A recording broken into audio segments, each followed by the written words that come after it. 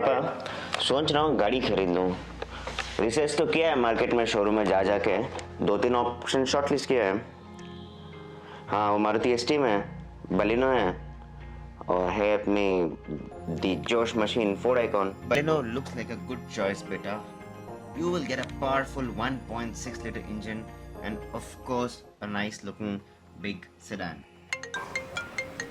पिताजी, हे dad, what's up?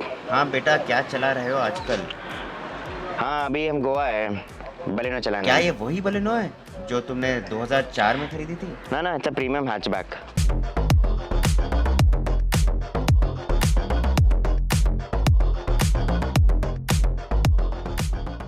So finally we have got our hands on the all new Maruti Suzuki Baleno and we are in this beautiful place called Rama in South Goa.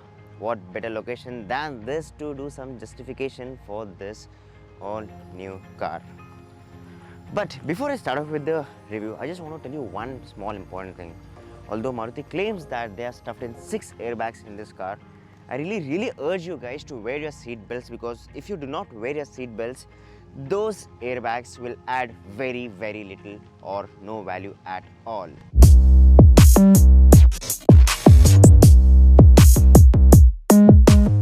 So the Baleno has always been a nice looking car. In fact, that was one of the main reasons why a lot of people preferred Baleno over the Swift, in spite of both these siblings having a very similar powertrain and drivetrain. And with the latest avatar, things have slightly got better. The Baleno gets a refreshed grille now, which looks better, and there is a chrome strip running below this grille which complements the car. And this is the blue shade, which personally is really nice, especially in flesh. And moving downwards, Baleno has of course got the LED treatment for the headlamps with projectors in place. And I really like these DRLs which are 3 distinct DRLs which look nice. And apart from that, you get these ADAMs, and the fog lamps are halogen, which is decent enough considering the price bracket that this car belongs to. So talking about price, these are the prices of the all new Baleno. So talking about the heart of the car, the powertrain, of course. Okay, what's the point in me talking about it? Let's show it to you. So this is the 1.2 liter engine, and Maruti claims that the power output has been increased by 6% and the torque figures remain the same. So moving to the side profile of the Baleno, the first thing that you instantly notice is the alloy wheels, which are 16-inch. They get a slight treatment in terms of aesthetics. The alloy wheels are now better. They look nicer with the black and silver garnish that is there on them. And the OEM for the tires right now on this car is Apollo tires, which isn't a bad thing at all.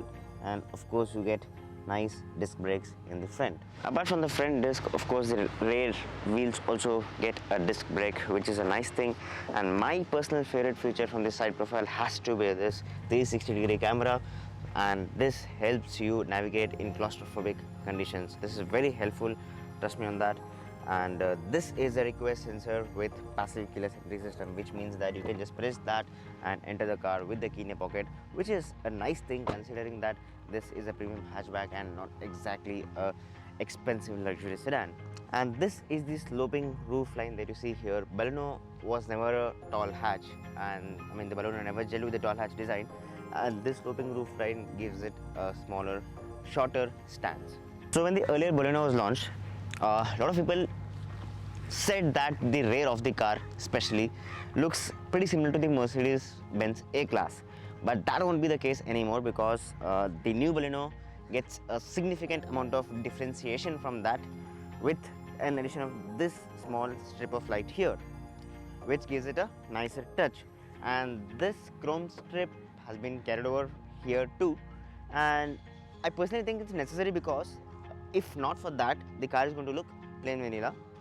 And there's this rear spoiler here, and of course you get 4 parking sensors in the rear, bundled with a reverse camera, which is actually pretty clear. It's one of the clearest reverse cameras that I've seen in a very long time.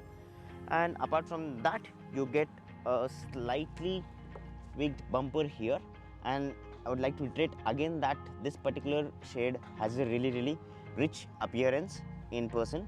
So one of the things that we really liked in the new Baleno is the practicality of the boot space. So I've been believing for a very long time that the numbers of boot space do not matter. It's the practicality of boot space that is important, and this is the perfect example for that, because this boot is extremely deep. The boot is so deep that I'll just show an example. You can see just a part of the trolley bag here, but this is this tall. That's how deep this boot is, and that has resulted in very optimum and efficient usage of the boot space, which is a very good thing. Not just two cabin bags, but you can easily have 3 cabin bags plus a small bag plus a couple of smaller bags. That's how big the boot is, and this is going to be one of the USPs for this car. There is no second thought about it at all. So the second best thing after the boot space that I liked about the Baleno is the interiors. By interiors, I refer to everything: the way the interiors have been designed, the materials used, the ergonomics, and more importantly, the quality. Of course, it's not the best of the best quality that we have in the market right now, but it's leaps and bounds and ages ahead of the traditional Maruti's interior quality.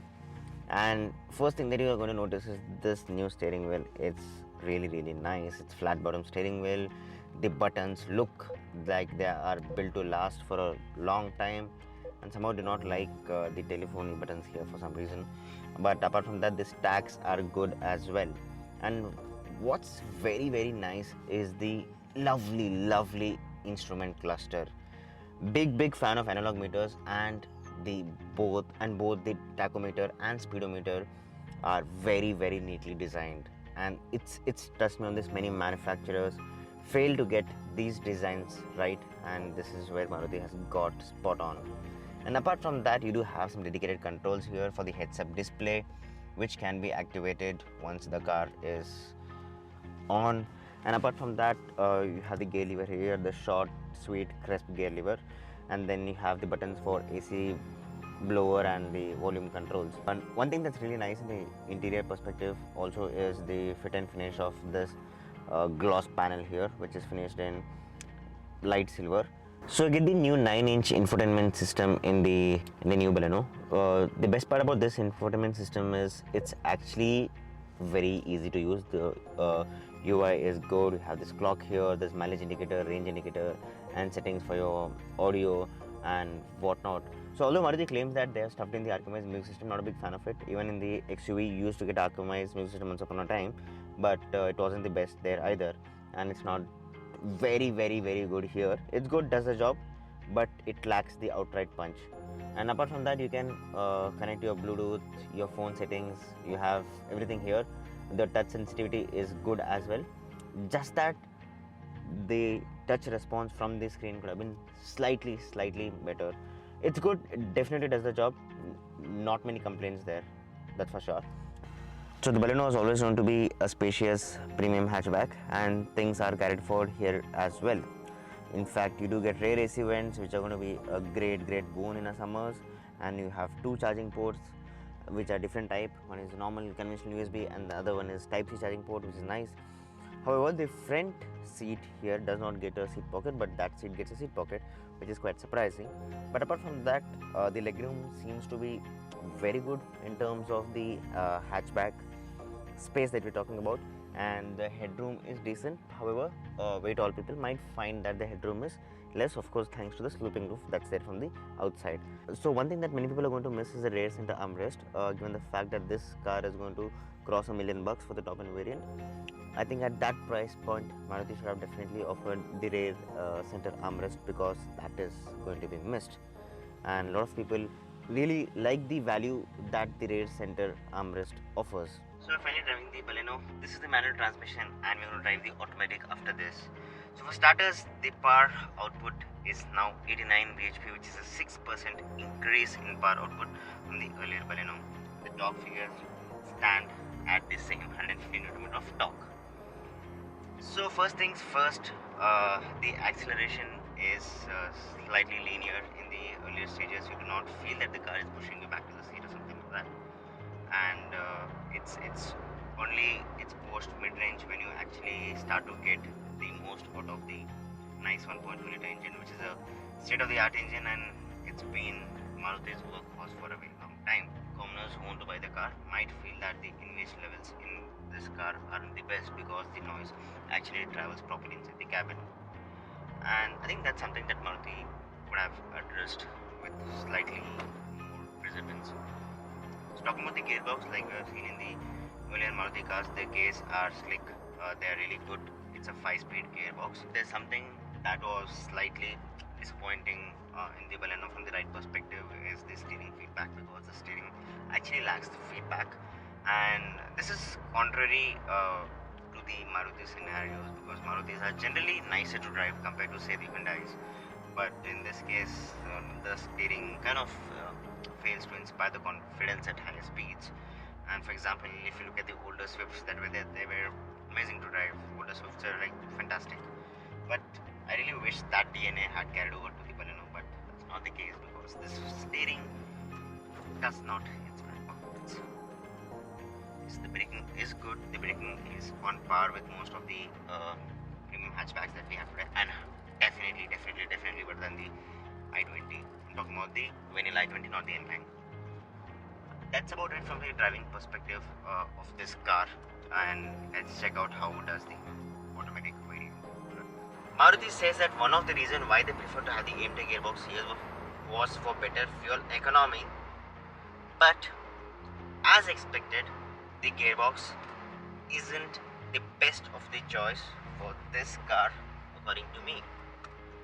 It's fine for Celerio because Celerio is slightly aimed at moving from point A to point B, but from the Baleno, you expect some fun in driving, you expect some thrill in driving, because this has a very potent and sweet, nice engine. But the gearbox is the sweet spot here. I love the manual gearbox. I am not denying that at all. It's one of the best gearboxes in business. Slick, to the point, 5-speed transmission with short gear throws, and everything is beautiful there.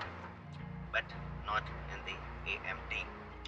It somehow feels out of place in Baleno because of the fact that the gearbox feels confused when changing gears, and there is a decent lag. Did you just see that? I'll do that again for you, starting off the car again. That lag that you saw right now is the spoil sport in this otherwise capable car. The Baleno has a good suspension tune for a family hatchback. The ride quality is compliant, especially at low speeds, and the cabin is comfortable. At higher speeds, the Baleno just glides over rough patches and irregularities of the road. Of course, big and sharp bumps do enter the cabin uninvitedly. Don't even expect that the Baleno is as good as some benchmarks from France in this department of ride, but it will easily abide by you and not leave a reason to complain for most part of the city driving. And for this car, I think that's what matters more. In terms of handling, the grip levels are predictable. The Baleno isn't as tight or fun to drive as the Swift, yet its overall dynamics are sorted and there are no surprises from this premium hatchback. It's clean and it behaves how you want it to behave. We drove the car at Varna, a place in Goa, and pushed it to corners at speeds, and the car managed to hold the intended line even in corners. Don't even remotely expect that it's going to be as fun as some of the hot hatches in the market. Because when you push it hard, you do feel the body roll exhibited from this design. We did have our concerns about the car's high speed stability due to the lightweight nature of the car, in spite of she gaining some kilograms and refusing to go on a diet, which is a very good thing. Rest assured, the Baleno can cruise at 110 kmph all day long. The car surprisingly doesn't feel nervous at this speed, and even up to 130 kmph you will absolutely not complain.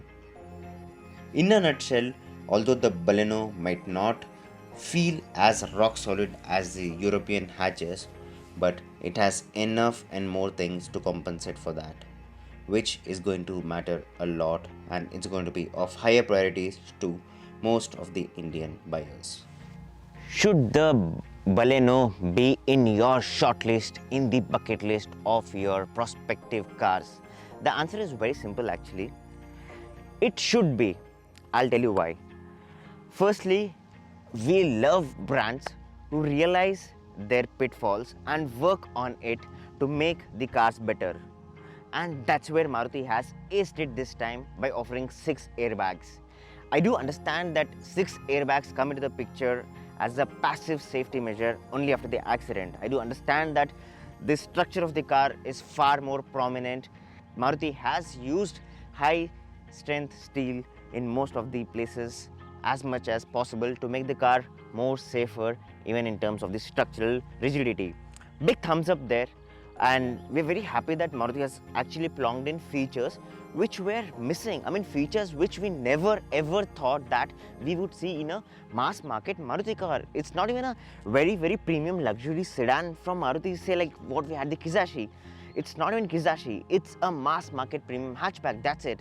And Maruti was able to offer heads-up display, 360-degree camera, all these first segment features which give you a very strong message that the brand is very serious about coming back strong in the Indian market. So not just by the brand, even from the consumer perspective, if you are a prospective consumer, you should be very happy about the fact, because not only are you getting a lot of features and improved safety level and abundant space, especially the boot space. I absolutely love the boot space management in this car. Of course, there are pitfalls in this car. It's not a perfect car, do not get me wrong, it's nowhere close to perfection. But for that price, I think it's a very sensible choice. The biggest flaw of this car, if I had to address a couple of flaws before winding up the review, the biggest flaw of this car being the AMT gearbox. It's simply not made for the Baleno is what I personally feel. Of course, it's a personal opinion again. You should drive your car yourself to find that out for you. And apart from that, I do feel that the music system of this car could have been better. In spite of Maruti claiming that they've used the Archimai's music system, I still feel that there is significant room of improvement from that perspective. And apart from that, there are smaller things that could be better in the car, which we'll leave it to you to judge it based on the pros and cons slide here. But for now, I think it's a big way ahead in terms of the Baleno brand for Maruti, and it's a far more sensible choice to opt for the Baleno now instead of doing it much earlier. That's it guys, thank you so much for being a part of this very important mass market review. Signing off, and we go drive this Skoda Slavia very soon.